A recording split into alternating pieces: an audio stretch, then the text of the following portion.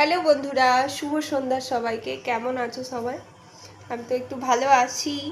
Mainly এই দুদিন এত ব্যস্ততার মধ্যে ছিলাম, টাইম টু টাইম তোমাদেরকে ভিডিও শেয়ার করতে পারিনি। তারই মাঝে আজকে যখন স্কুল থেকে এসে রান্না করি, একটা জিনিস অর্ডার দেওয়া ছিল, সেটা বাড়িতে এসেছে। ভাবছিলাম যে তোমাদের সাথে শেয়ার করব সেই টাইমটা, বাট আর হয়ে ওঠেনি। তো দেখো জিনিসটা, এই দেখো, এই দেখো, এই একটা পালঙ্ক।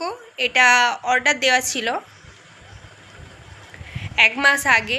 এই বাড়িটা হয়ে যাওয়ার পর মানে 1 মাস, এই আজ থেকে ঠিক 1 মাস আগে এই পালঙ্কটা অর্ডার দেওয়া ছিল। মেনলি আমি যে রুমটাতে থাকি সেটা সবাই দেখেছো, বাড়িতে যেটাতে থাকি একটু ছোট, আর একটা দোয়ার রয়েছে, আর সামনে আরেকটা ভাইয়ের রুম রয়েছে, সেখানে টিভি চলে।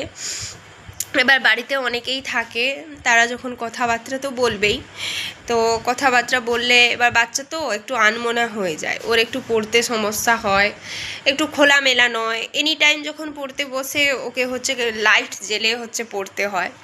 আর এটাতে কি বলো তো, একদম সন্ধে পর্যন্ত জানালা খুলে দিলে বা সুন্দর প্রাকৃতিক গাছপালা রয়েছে, তার হাওয়াতে ও একদম সেই আলোতে পড়তে পারবে।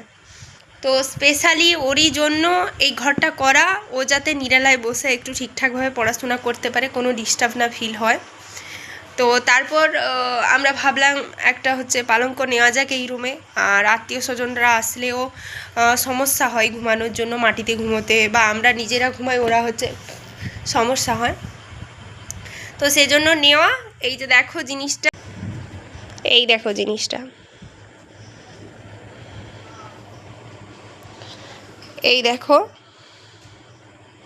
আজকে আমরা দুপুরে একটু ঘুমিয়েছিলাম, তো তোমাদের সাথে শেয়ার করা হয়নি। ভেবেছিলাম শেয়ার করব, কিন্তু আর সেই সময়টা হয়ে ওঠেনি, রান্নার ঝামেলা ছিল।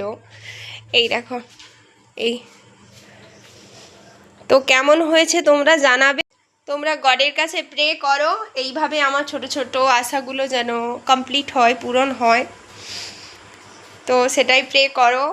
বেশি কিছু আশা করি না, আমার খুব ছোট ছোট স্বপ্ন, সেগুলো যেন পূরণ হয়।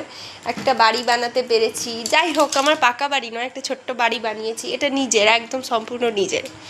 আর একটা ছোট্ট বেডরুম হয়েছে, বেটু এখানে খুব আনন্দে পড়বে, কেউ কিছু বলতেও পারবে না। তো এটাই বলার ছিল, এটাই তোমাদের সাথে শেয়ার করার ছিল। তো কেমন হয়েছে অবশ্যই কমেন্টে জানাবে। চলো টাটা।